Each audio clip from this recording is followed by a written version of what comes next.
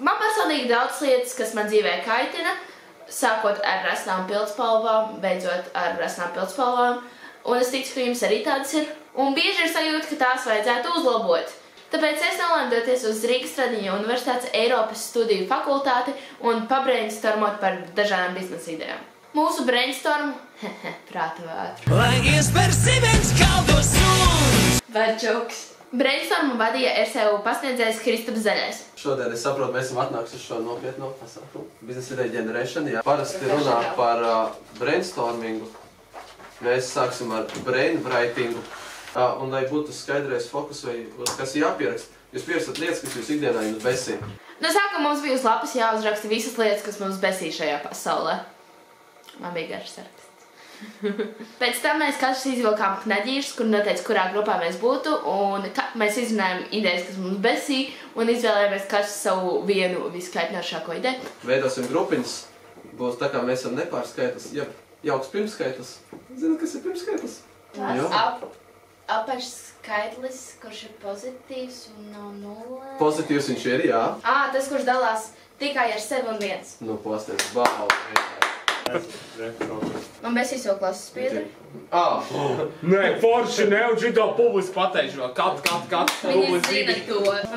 Man besīs zeķes, kuras pazūd, un man vienmēr tikai viena. Man besīs telefona ekrāna, kur man plīst. Viss plīst. Plīst arī. Bija diezgan grūti izdomāt vienu ideju, jo bija vairākas idejas. Man personīgi mīļākā to, ka ir resnas pildspalvas un ar viņām ir stulbi rakstīt. Dārim nepatika, ka smird sabiedriskais transports. Vienam nepatika, ka ir vīrieši ar mājdzīvniekiem, un es biju ļoti personīgi aizvainota. Vēl, ka vienmēr sapeņķerēja sausliņas un ka pazūd viens zeķa. Un tad mēs vēlreiz sadalījāmies grupā. Es īstenīgi, kāpēc, bet mēs tā izdarījām. 1. 2. 1.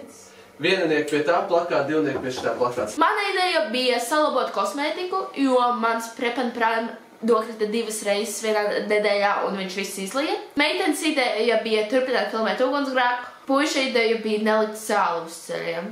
Mēs izvēlējāmies nelikt sāli uz ceļiem. Es neesmu rakstu. Jūs varat droši taisīt ar nanotehnoloģijām, es tur neiesaistīšu. Un tad mums bija jāizveido plakāts ar ideju konspektu, un pēc tam bija jāprezentē. Manā grupā bija jāprezentē man. Mana very good business idea ir sāls uz ceļiem. Es nezinu, vai šo var šeit rakstīt, es atvainojos. Uz tiem, kas ir tā kā ārā no šitiem. Pirmkārtām būs nanotehnika, tur es nezinu, ko tur viņš ir atbildīgs. Bet darbs sadali jau vien notikusi. Jā. Viņš aizvietos sāli ar kaut ko citu, kas nav tik kaitinoši, jo zābakus neviens negribā sasmērēt, jo mani 150 eiro zābaki negribu pēc vienas reizes ārā jau būt sabojāti. Paldies! 150 eiro par zābaki! Man nav 150 eiro zābaki. Bet ja mums būs, mēs pārdosim to internacionāli, gan domēm, gan visiem, ja jūs izmantojat ceļus, ja jūs esat kādreiz bijis strādā, jums jāmaksā. Nu jā. Mums būs business to business and business to client. Prasiet viņam. Visi! Labi, prasiet viņiem abiem diviem. Mums būs roboti, kas strādā sētnieku vietā, lai būtu mazāk jāmaksā. Lai nebūtu jāmaksā. Nu jā. Mums būs trauks, kas neizgāžas ar sāli. Mums būs droni, kuri brauc un tās nanotehnikas met, lai nekur neslīd. Mums būs sāls aplikācija. Savas aplikācija. Sāls aplikācija. Sāls. Jā. Viņa darīs lietas. Viņa rādīs, kur ceļi jātīra. Jā, viņa rādīs, kur ceļi jātīra. Un tad jūs varēsiet arī visi ieiet un pastīties varam, šeit nav gan daudz nano un uzspiest, un tad tur ies un uzmetīs nano. Kā jūs redzējāt, es noprezentēju perfekti, un otra grupa tāda labi. Mums būs 2 etalona aplikācijas, ja? Pamatā ir Sinch CDP etaloni, ja? Kur vajag iebāzt telefonā iekšā, ja? Telefons pīkstēs, un viņi varēs, un krošs nebūs vairs etalons, bet būs pīkstamais telefons. Tā mums ir vēl otra aplikācija, var cilvēki atzīmēt kartē, kuri kontrole un kuri autobusu smird. Pie katrām autobusu durvīm, visiem Rīgas Satiksmes autobusiem būs primeri, numur 1 primeri, kur pūtīs migliņu acīs, lai tu nesmirdētu. Numur 2 stāvēs visi čaļi ar mājdzīvniekiem pie durvīm. Viņš stāvēs ar savu suni, un viņiem būs jāosta visi bomži, kas kā piekšā. Ja? Nē, nu tagad vai sākam bļaut visu kopā un sākam, kur ideja labāk. Mūsējā. Mēs pirmie pateicām. Mēs tiekam vaļā no čaļiem ar suņiem. Mēs tiekam vaļā no smagas. Mēs netiekam. Man patīk čaļi ar suņiem. Beigās pasniedzējs pateica, lai tiekamies pēc 3 gadiem, kad biznesa idejas būsim piepildījuši. Un tas viss uz tavu jautājumu, uz taviem jautājumiem, uz visu jautājumiem atbildēs laiks.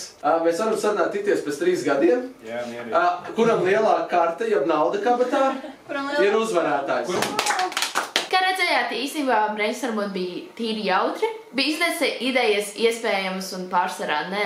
Labā kompānijā nav īstenībā tik grūti izdomāt, bet, protams, lai izdomātu kaut ko kvalitatīvu un tādu, kas strādātu, nevis likt nanotehnoloģijas uz ceļiem, vajadzētu vēl kārtīgi studēt. Paldies RSU, ka mani uzaicināju, paldies Kristapam, un ja jums patīk šis video, jūs varat spiest laiku un Vienam vīrietim nepatika, ka ir suņi ar mājdzīvniekiem, un es biju personīgi aizvaino. Suņi ar mājdzīvniekiem. Es atbrīvojam, es personīgi aizvaino, ka tev nepatīk vīrieši ar mājdzīvniekiem. Tāpēc, ka tas ir viens, kāpēc tā būtu mājdzīvnieks vīrietim. Lai tu nebūtu viens. Pats, nu, mēs nopērts datoru. Lai iespēr 7 kaldos un